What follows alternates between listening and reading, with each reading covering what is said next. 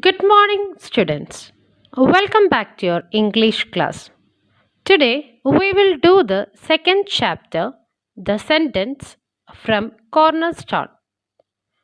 Take page number 3. Chapter 2, the sentence. What is a sentence? Sentence is a group of words which express complete thought and idea. For example, blue sky is the. Is it conveying any meaning? No. So, it's not a sentence. Now, rearranging the same words, we get a meaningful sentence. The sky is blue. We get to know the color of sky is blue from the sentence. As it's conveying the meaning, we can call it as a sentence.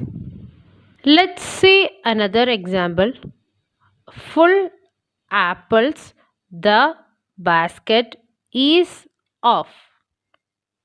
Do these words make sense? Or are they simply 6 words?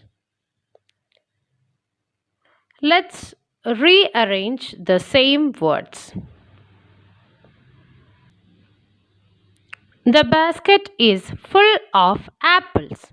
Do these words make sense? Yes, they make complete sense. So, we see that when the words are placed in their proper order, they form what is called a sentence.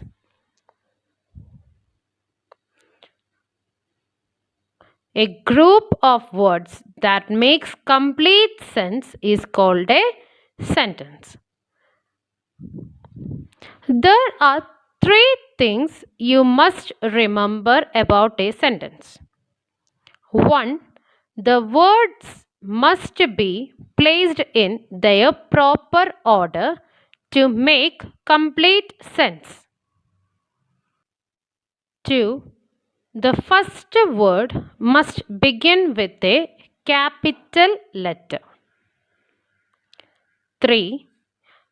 A full stop, a question mark, or an exclamation mark must be placed at the end of a sentence. Now, let's read the sentence. We went for a picnic last week. Here we can see subject as well as verb. We is the subject and went is the verb. Let's read the next sentence. Our class teacher baked a chocolate cake. In this sentence, our class teacher is the subject and baked is the verb. Now, let us see what happens if we remove either the subject or the verb. From the first sentence, I will remove the verb, and from the second sentence, I may remove the subject. And let's see. 1. We for a picnic last week. 2. Baked a chocolate cake. See here, these sentences do not make sense. Thus, we see that every sentence should have a subject and a verb in order to make complete sense. Now, look at these groups of words. Would you say that these are sentences?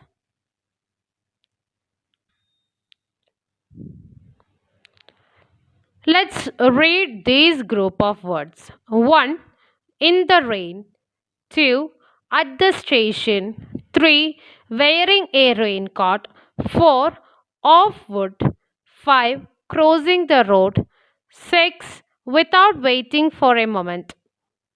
So, these group of words make partial sense but not complete sense.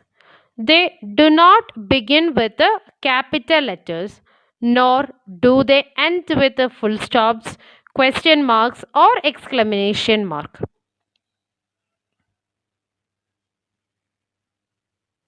Therefore, these group of words cannot be called sentence. So, what we say for this group of words? So, group of words that make partial sense are called phrases.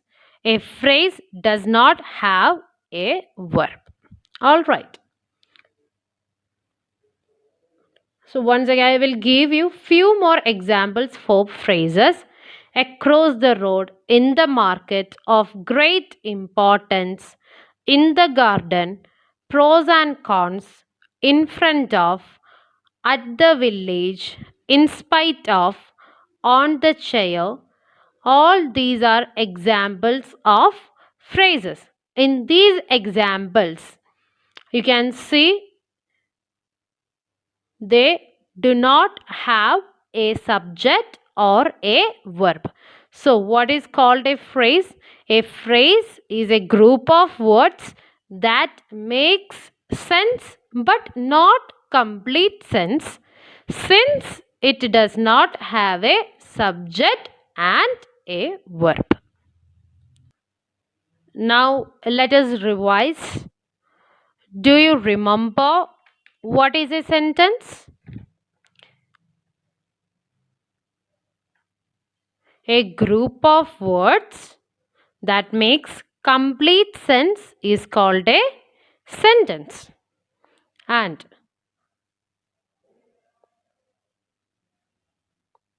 the words must be placed in their proper order. The first word must begin with a capital letter, full stop, a question mark, or an exclamation mark must be placed at the end of a sentence. And what is called a phrase? Group of words that make partial sense are called phrases, and a phrase does not have a verb. All right, so this is all for today. I hope you understood the sentence and the phrases.